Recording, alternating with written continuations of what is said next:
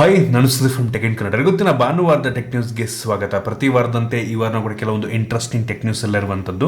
ಇವತ್ತಿನ ಟೆಕ್ ನ್ಯೂಸನ್ನು ಶುರು ಮಾಡೋದಕ್ಕಿಂತ ಮುಂಚೆ ಮೊನ್ನೆ ಮಾಡಿದಂಥ ಕೆಲವೊಂದು ವಿಡಿಯೋಗಳಲ್ಲಿ ಎಡಿಟಿಂಗ್ ಒಂದು ಸಣ್ಣ ಎಡಿಟಿಂಗ್ ಮಿಸ್ಟೇಕ್ ಇತ್ತು ಮತ್ತು ನಾನು ಪ್ರೊನೌನ್ಸಿಯೇಷನ್ಲೂ ಕೂಡ ಕೆಲವೊಂದು ಮಿಸ್ಟೇಕ್ ಮಾಡಿದ್ದೀನಿ. ದಯವಿಟ್ಟು ಕ್ಷಮಿಸಿ ಆಯಿತಾ.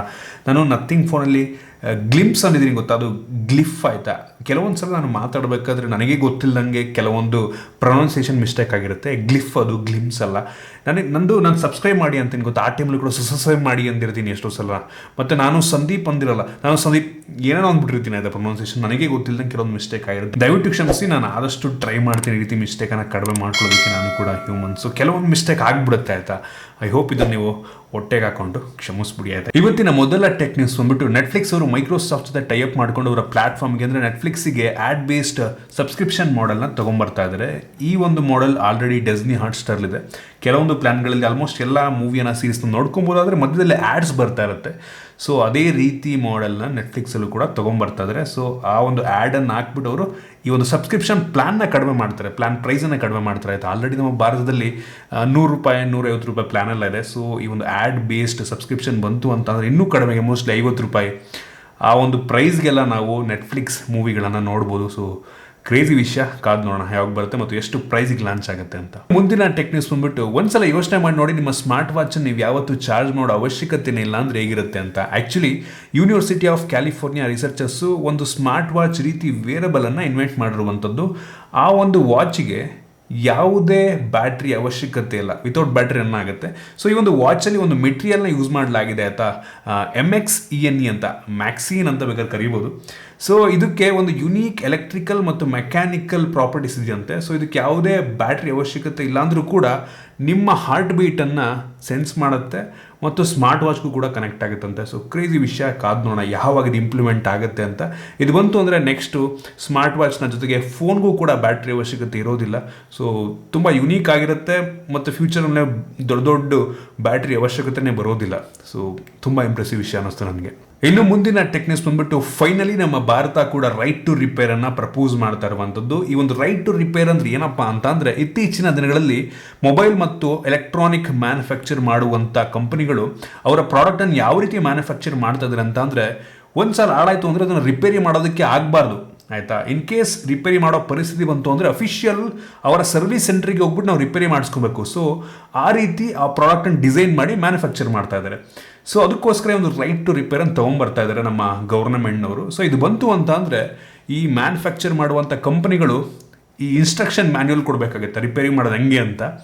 ಜೊತೆಗೆ ಅವರ ಸ್ಪೇರ್ ಪಾರ್ಟ್ಸನ್ನು ಅವರ ಅಫಿಷಿಯಲ್ ಸರ್ವಿಸ್ ಸೆಂಟರ್ನ ಜೊತೆಗೆ ಹೊರಗಡೆ ಯಾರೆಲ್ಲ ರಿಪೇರಿ ಮಾಡುವಂಥ ಅಂಗಡಿಗಳಿದ್ದಾರೆ ಅವ್ರಿಗೂ ಕೂಡ ಸಪ್ಲೈ ಮಾಡಬೇಕಾಗತ್ತೆ.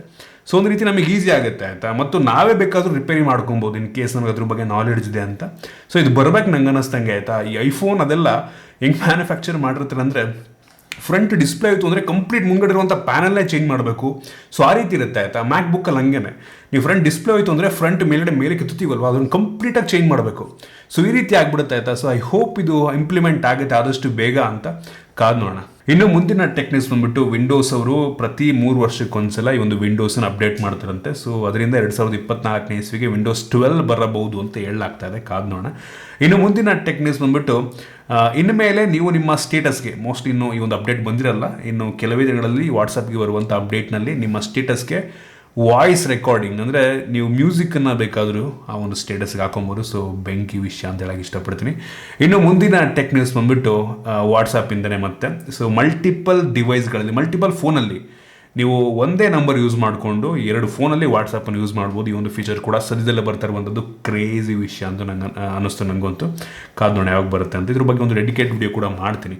ಇನ್ನು ಮುಂದಿನ ಟೆಕ್ ನ್ಯೂಸ್ ಬಂದ್ಬಿಟ್ಟು, ಟೆಲಿಗ್ರಾಮ್ ಅವರು ಪ್ರೀಮಿಯಂ ಸಬ್ಸ್ಕ್ರಿಪ್ಷನ್ ಪ್ಲ್ಯಾನ್ನ ಕೂಡ ತೊಗೊಂಬರ್ತಾ ಇರುವಂಥದ್ದು. ಅಡಿಷ್ನಲ್ ಕೆಲವೊಂದು ಫೀಚರ್ನ ಆ್ಯಡ್ ಮಾಡಿ ನೀವು ಪ್ರೀಮಿಯಂ ಬೇಕಾದ್ರೆ ಸಬ್ಸ್ಕ್ರೈಬ್ ಆಗ್ಬೋದು. ಸುಮಾರು ₹469, ಯಾವುದು ಕಡಿಮೆ ಇಲ್ಲ, ಪ್ರತಿ ತಿಂಗಳಿಗೆ ₹469 ಕೊಟ್ಬಿಡ್ಬೇಕಾದ್ರೆ ನೀವು ಒಂದು ಪ್ರೀಮಿಯಂ ಪ್ಲ್ಯಾನ್ ಸಬ್ಸ್ಕ್ರೈಬ್ ಆಗ್ಬೋದು. ಒಂದು ಕೆಲವೊಂದು ಅಡಿಷ್ನಲ್ ಫೀಚರ್ ಆ್ಯಡ್ ಮಾಡ್ತಾರೆ ಅಷ್ಟೇ ನಿಮಗೆ.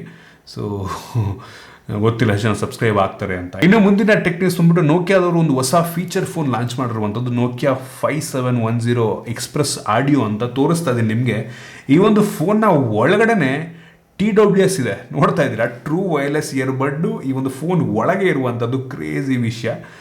ಅಪ್ರಾಕ್ಸಿಮೇಟ್ಲಿ ಒಂದು 10,000 ಆಗಲ್ಲ, ಮೋಸ್ಟ್ಲಿ ಒಂದು 7-8 ಸಾವಿರ ಪ್ರೈಸ್ ರೇಂಜಲ್ಲಿ ಈ ಒಂದು ಫೀಚರ್ ಫೋನ್ ಲಾಂಚ್ ಆಗ್ತದೆ. ನಮ್ಮ ದೇಶಕ್ಕೆ ಬರುತ್ತಾ ಹೆಂಗೆ ಅಂತ ಗೊತ್ತಿಲ್ಲ, ಒಟ್ಟಿಗೆ ಫೋನ್ ಮಾತ್ರ ತುಂಬ ಇಂಟ್ರೆಸ್ಟಿಂಗ್ ಅಂತೂ ಆಗಿದೆ. ಇನ್ನು ಮುಂದಿನ ಟೆಕ್ನಿಕ್ಸ್ ಬಂದ್ಬಿಟ್ಟು ನಿಕಾನ್ ಅವರು ಅವರ DSLR ಮ್ಯಾನುಫ್ಯಾಕ್ಚರಿಂಗನ್ನು ಕಂಪ್ಲೀಟಾಗಿ ಡಿಸ್ಕಂಟಿನ್ಯೂ ಮಾಡ್ತಾ ಇದ್ದಾರೆ. ಏನಕ್ಕೆ ಅಂತ ಅಂದರೆ ಅವ್ರು ಇನ್ಮೇಲೆ ಕೇವಲ ಮಿರರ್ಲೆಸ್ ಕ್ಯಾಮ್ರಾವನ್ನು ಮಾತ್ರ ಮ್ಯಾನುಫ್ಯಾಕ್ಚರ್ ಮಾಡ್ತಾರಂತೆ. ಒಂದು ಒಳ್ಳೆಯ ವಿಷಯ ಅನಿಸ್ತು ನಂಗೆ ಅನ್ನಿಸ್ತಂಗೆ. ನಿಮ್ಮಲ್ಲಿ ದೊಡ್ಡ ದೊಡ್ಡ ಕ್ಯಾಮ್ರಾಗಳು ಬರಲ್ಲ ನಿಕಾನ್ ಕಡೆಯಿಂದ, ಸಣ್ಣ ಸಣ್ಣ ಮಿರರ್ಲೆಸ್ ಕ್ಯಾಮ್ರಾಗಳು ಬರ್ತವೆ. ಸೋನಿ ಅವರು ಇದನ್ನು ಎಷ್ಟೋ ವರ್ಷ ಮುಂಚೆನೇ ಮಾಡಿದರು, ಅವರಂತೂ DSLR ಮ್ಯಾನುಫ್ಯಾಕ್ಚರೇ ಮಾಡಲಿಲ್ಲ, ಕಂಪ್ಲೀಟಾಗಿ ಮಿರರ್ಲೆಸ್ನೇ ಮಾಡ್ಕೊಂಬರ್ತಾ ಇದ್ದಾರೆ. ಏನಕ್ಕೆ ಅಂದರೆ ಅದೇ ಫ್ಯೂಚರ್ ನಂಗೆ ಅನ್ನಿಸ್ತಂಗೆ. ಇನ್ನು ಮುಂದಿನ ಟೆಕ್ನಿಕ್ಸ್ ಬಂದ್ಬಿಟ್ಟು ಮೀಝು ಅನ್ನೋ ಒಂದು ಫೋನ್ ಬ್ರ್ಯಾಂಡು ಒಂದು ಫೋನ್ ಲಾಂಚ್ ಮಾಡಿದ್ದಾರೆ ಆಯಿತಾ, ಮೊಬುಲು 10s ಅಂತ, MBLU 10s ಅಂತ.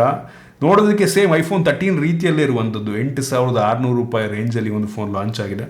ಸೊ ನೋಡೋದಕ್ಕೆ ಡಿಟ್ಟೋ iPhone 13 ರೀತಿಯಲ್ಲ ಇದೆ. ಇನ್ನು ಮುಂದಿನ ಟೆಕ್ನಿಕ್ಸ್ ಬಂದ್ಬಿಟ್ಟು iQOO 10 Pro ಇನ್ನು ಕೆಲವೇ ದಿನಗಳಲ್ಲಿ ಒಂದು ಫೋನ್ ಲಾಂಚ್ ಆಗುತ್ತೆ. ಇದರಲ್ಲಿ 200 ವ್ಯಾಟ್ನ ಚಾರ್ಜರ್ ಇರುತ್ತಂತೆ. 200 ವ್ಯಾಟ್, ಓ ಮೈ ಗಾಡ್, ಯೋಚನೆ ಮಾಡ್ತು 200 ವ್ಯಾಟ್ ಅಂದರೆ ಎಷ್ಟು ಫಾಸ್ಟಾಗಿರ್ಬೋದು ಅಂತ. ಸೊ ಇವ್ರು ಹೇಳೋ ಪ್ರಕಾರ, iQOO ಪ್ರಕಾರ ಈ ಒಂದು ಸ್ಮಾರ್ಟ್ಫೋನ್ 1%ಇಂದ 63%ಗೆ ಕೇವಲ 5 ನಿಮಿಷದಲ್ಲಿ 63% ಚಾರ್ಜ್ ಆಗುತ್ತೆ. ಬೆಂಕಿ ವಿಷಯ. ಮೋಸ್ಟ್ಲಿ ಒಂದು 10 ನಿಮಿಷದಲ್ಲಿ ಫುಲ್ ಚಾರ್ಜರ್ ಹೋಗುತ್ತಾ ಅಂತ ಕಾದು ನೋಡೋಣ ಬಂದಮೇಲೆ.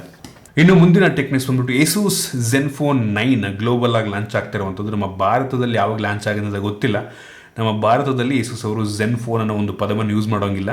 ಏನಕ್ಕೆ ಅಂದರೆ Zenfone ಅಂತ ನಮ್ಮ ಭಾರತದ ಬ್ರ್ಯಾಂಡೇ ಇತ್ತಲ್ವ, ಸೊ ಅದರಿಂದ ಅವ್ರು ಕೇಸ್ ಹಾಕಿದ್ರು. ಸೊ Asus 9 ಅಂತ ಮೋಸ್ಟ್ಲಿ ಫೋನ್ ಲಾಂಚ್ ಆಗಬಹುದು ನಮ್ಮ ಭಾರತದಲ್ಲಿ, ಗೊತ್ತಿಲ್ಲ ಯಾವಾಗ ಲಾಂಚ್ ಆಗುತ್ತೆ ಅಂತ ಕಾದು ನೋಡೋಣ. Asus ಫೋನ್ಗಳೆಲ್ಲ ಚೆನ್ನಾಗಿರುತ್ತೆ, ಬಿಲ್ಡ್ ಎಲ್ಲ ಸಕ್ಕತ್ತಾಗಿರುತ್ತೆ, ಮತ್ತು ಚೆನ್ನಾಗಿ ಮಾಡ್ತಾರೆ ಫೋನ್ನ.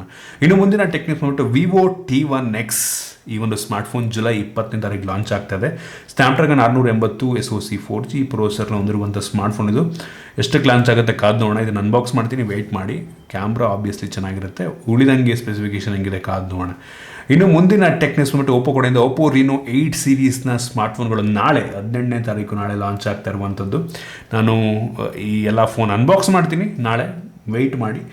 ಸಖತ್ತಾಗಿದೆ, ಲುಕ್ ವೈಸ್ ಎಲ್ಲ ಸಖತ್ತಾಗಿದೆ, ನೋಡ್ತೀರಾ ನಾಳೆ ಒಟ್ಟಿಗೆ.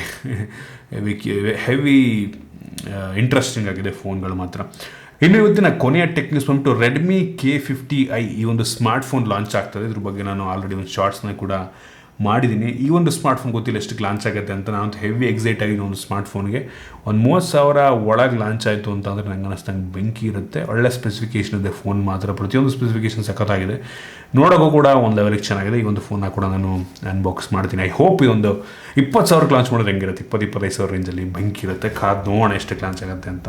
ಸೊ ಇದಿಷ್ಟು ಇವತ್ತಿನ ಟೆಕ್ ನ್ಯೂಸ್. ನಿಮ್ಗೆ ಇಂಟ್ರೆಸ್ಟಿಂಗ್ ಆಗಿತ್ತು, ಕೆಲವೊಂದು ಹೊಸ ವಿಷಯ ತಿಳ್ಕೊಂಡಿದ್ದೀರಾ ಅಂತ ಅನ್ಕೊಂಡು ದಯವಿಟ್ಟು ಲೈಕ್ ಮಾಡಿ, ಶೇರ್ ಮಾಡಿ. ಈ ರೀತಿ ನಮ್ಮ ಬೇರೆ ಬೇರೆ ವಿಡಿಯೋಗಳು ನಮ್ಮ tech in Kannada YouTube subscribe ಮಾಡ್ಕೊಂಡಿಲ್ಲ, ಈಗಲೇ ಸಬ್ಸ್ಕ್ರೈಬ್ ಮಾಡ್ಕೊಳ್ಳಿ ಮತ್ತು ಬೆಲ್ ಐಕಾನ್ ಕೂಡ ಕ್ಲಿಕ್ ಮಾಡ್ಬೋದು. ಸಿಗೋಣ ಮಗಲಿ.